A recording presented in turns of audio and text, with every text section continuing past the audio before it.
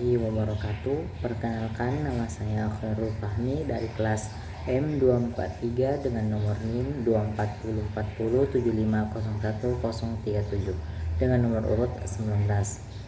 Di sini saya akan menyelesaikan tugas mata kuliah konsep dasar IPA di SD dengan menjelaskan beberapa tentang organ tubuh, di mana yang pertama itu sistem gerak pada manusia.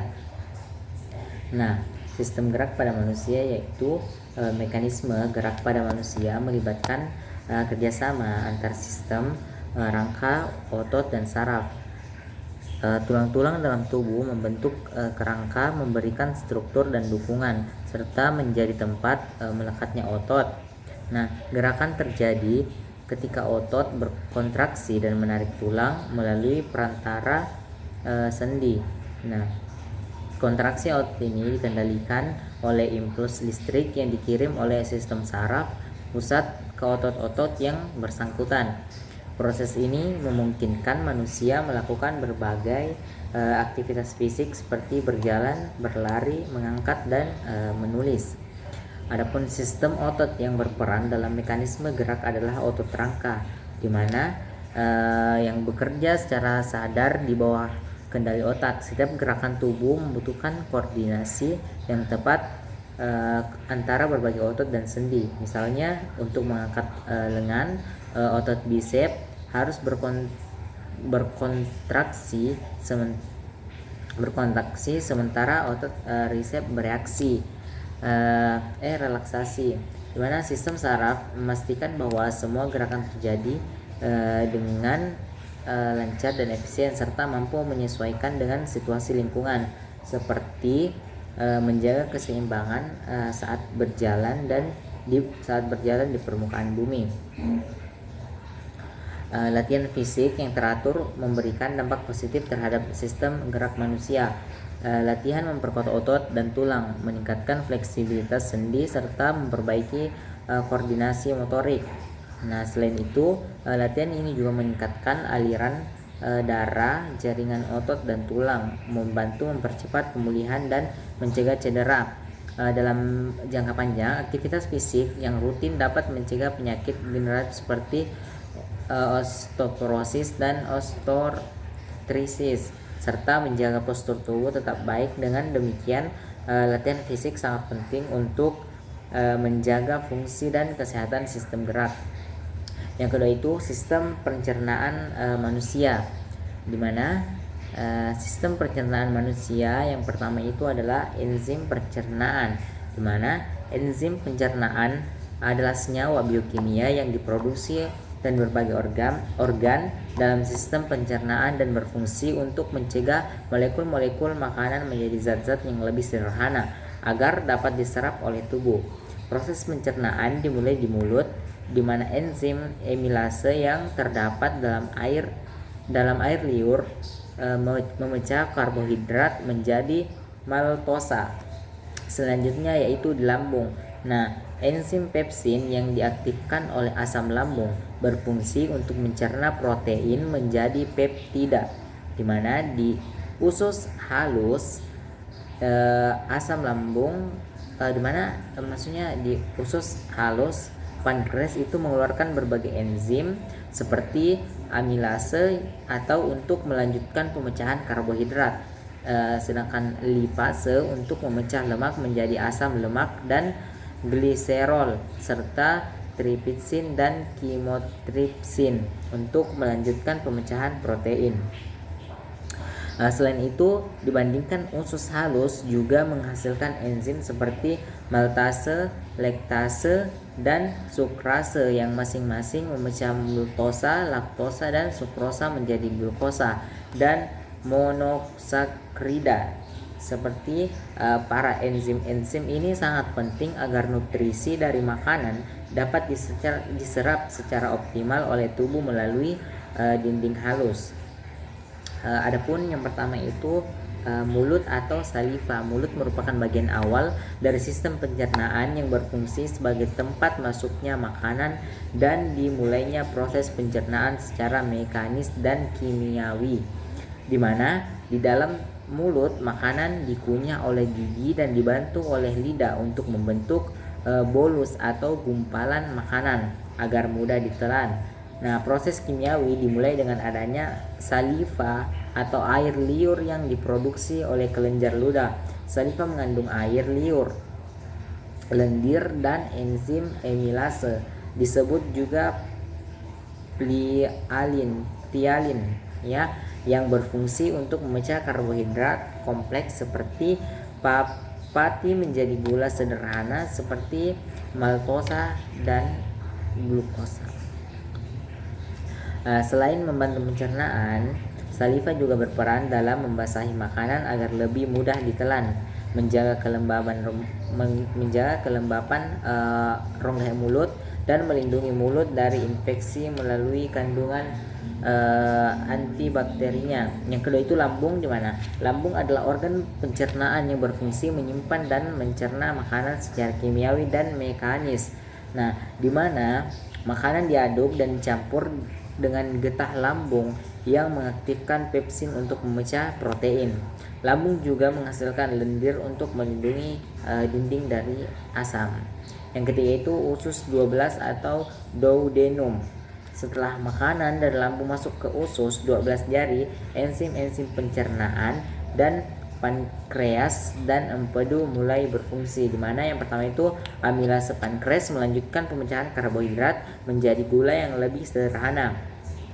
Yang kedua itu lipase pankreas, di mana memecah lemak menjadi asam lemak dan gliserol. Yang ketiga itu protease pankreas seperti tripsin dan chymotrypsin, mana memecah peptida menjadi asam amino. Yang keempat itu sodium bikarbonat, dideskripsikan pada pankreas untuk menetralkan asam dari lambung, menciptakan pH yang lebih netral yang diperlukan untuk aktivitas enzim pencernaan. Usus halus atau jejunum dan ileum, di mana usus halus adalah bagian terpanjang dari sistem pencernaan yang berfungsi untuk mencerna dan menyerap nutrisi makanan. Setelah makanan dicerna di usus 12 jari, sisa-sisanya masuk ke jejunum dan ileum. Bagian usus halus berikut di sini adalah enzim-enzim seperti maltase, laktase, dan sukrase, memecah gula kompleks menjadi gula sederhana. Nutrisi yang telah dipecahkan kemudian diserap melalui dinding usus halus ke dalam aliran darah. Yang kelima itu adalah usus besar, di mana usus besar adalah bagian dari sistem pencernaan yang berfungsi untuk menyerap air, garam, dan beberapa nutrisi yang masih tersisa setelah pencernaan di usus halus. Di usus besar, sisa makanan yang tidak dapat dicerna seperti serat dan akan dipindahkan menjadi fases. Selain itu, usus besar juga menjadi tempat bagi bakteri baik yang membantu proses fermentasi dan memproduksi vitamin tertentu seperti vitamin K yang fases yang membentuk kemudian disimpan dan di rektum sebelum dikeluarkan melalui anus. Adapun yang ketiga yaitu sistem peredaran darah manusia, di mana sistem peredaran manusia yang terdiri dari beberapa sirkulasi. Adapun sirkulasi darah besar atau sirkulasi sistematik adalah jalur peredaran darah yang mengalirkan darah kaya oksigen dari jantung ke seluruh tubuh. Proses ini dimulai ketika darah yang telah dipompa keluar dari ventrikel kiri jantung melalui aorta. Nah, arteri utama yang membantu darah ke berbagai organ dan jaringan tubuh. Di dalam pembuluh darah arteri, darah akan mengalir ke kapiler, tempat pertukaran oksigen dan nutrisi dengan sel-sel tubuh. Setelah oksigen diserahkan, darah akan mengandung karbon dioksida dan produk sisa lainnya, lalu mengalir kembali ke jantung melalui vena cava. Selanjutnya itu sirkulasi darah kecil atau sirkulasi pulmoner, adalah jalur peredaran darah yang membawa darah dari jantung ke paru-paru untuk pertukaran gas. darah yang rendah, oksigen dipompa dan vertikal kanan jantung melalui artikel pulmonalis ke paru-paru. Di paru-paru, darah melepaskan karbon dioksida dan mengambil oksigen. Proses ini terjadi di kapiler paru-paru. Setelah itu darah yang kaya oksigen kembali ke jantung melalui vena pulmonalis dan masuk ke atrium kiri, siap untuk dipompa ke seluruh tubuh melalui sirkulasi besar. Selanjutnya yaitu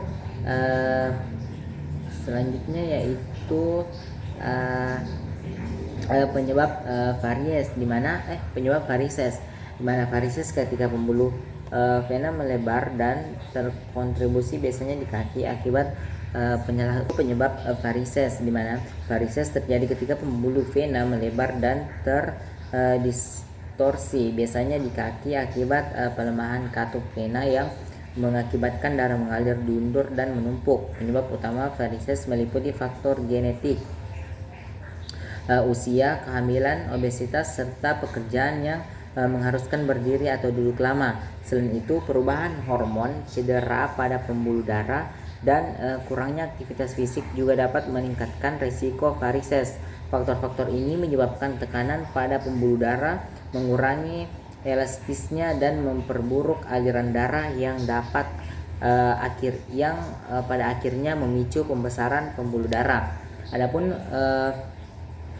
penyebab pada penyakit varises yang pertama itu pelemahan katup vena, di mana katup vena melemah menyebabkan darah mengalir mundur dan menumpuk di pembuluh darah. Yang kedua itu faktor genetik, di mana keturunan dapat meningkatkan resiko seseorang mengalami varises.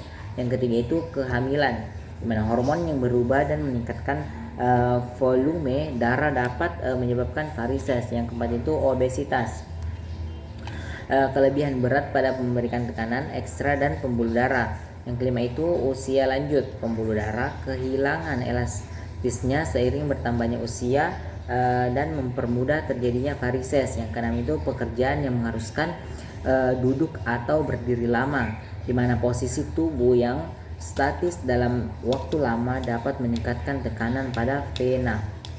Yang ketujuh itu perubahan hormon, di mana hormon yang berfluktuasi seperti pada kehamilan atau terapi hormon dapat melemahkan dinding pembuluh darah. Dan yang terakhir itu cedera atau trauma pada pembuluh darah.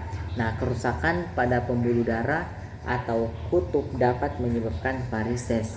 Yang kedua itu gejala varises, yang dimana ada beberapa gejala varises. Yang pertama itu pembuluh darah tampak menonjol dan berwarna kebiruan atau ungu gelap, seringkali terbentuk pada urat berpelin. Yang kedua itu kaki terasa berat atau pegal, terutama setelah berdiri atau duduk dalam waktu lama. Dan yang ketiga itu nyeri atau sensasi terbakar di sepanjang vena yang terkena. Yang keempat itu pembengkakan pada pergelangan kaki atau betis. Dan yang kelima itu kram otot di malam hari, terutama di bagian betis. Yang keenam itu gatal di sekitar pembuluh darah yang menonjol. Dan yang ketujuh itu perubahan warna kulit di sekitar area varises jika sudah parah. Nah, gejala ini biasanya memburuk setelah aktivitas lama dan bisa membaik setelah beristirahat atau mengangkat kaki. Adapun pencegahan pada varises, yang pertama itu rutin olahraga. Nah, seperti berjalan kaki untuk melancarkan peredaran darah di kaki. Bisa juga kita melakukan jogging setiap pagi untuk meringankan atau pencegahan pada varises. Nah, yang kedua itu menghindari berdiri atau duduk terlalu lama. Usahakan untuk sering bergerak atau mengubah posisi. Yang ketiga itu menjaga berat badan ideal agar tidak memberi tekanan berlebihan pada pembuluh darah. Yang keempat itu mengangkat kaki saat istirahat untuk membantu aliran darah kembali ke jantung. Dan yang keempat itu sistem pernapasan pada manusia. Adapun sistem pernapasan manusia yang di mana udara masuk dalam tubuh melalui hidung atau mulut, di mana udara disaring, dilembabkan dan dihangatkan dari rongga hidung. Udara melewati faring dan laring ya. Kemudian masuk ke trakea atau batang tenggorokan. Nah, di mana trakea merupakan saluran utama yang membawa udara ke paru-paru, dan dalamnya terdapat silia dan lendir yang membantu menyaring partikel, debu atau kotoran. Nah, trakea kemudian bercabang menjadi 2 bronkus masing-masing menuju paru-paru kanan dan kiri. Nah, setelah masuk ke paru-paru, bronkus akan bercabang menjadi saluran yang lebih kecil yang disebut dengan bronkiolus. Di mana bronkiolus ini menyebar ke seluruh bagian paru-paru seperti cabang pohon yang menyebar dari batangnya. Setiap bronkiolus berakhir pada kumpulan kantung udara kecil yang disebut alveolus. Struktur bronkiolus yang bercabang sangat banyak. Ini membantu mendistribusikan udara secara merata ke seluruh jaringan paru-paru. Nah, demikian pemaparan tentang sistem organ pada manusia. Mungkin ini saja yang bisa saya sampaikan. Kurang dan lebihnya mohon dimaafkan. Apabila ada salah kata atau salah penyebutan dalam bahasa Latin, mohon dimaafkan. Wabillahi taufiq wal hidayah. Wassalamualaikum warahmatullahi wabarakatuh.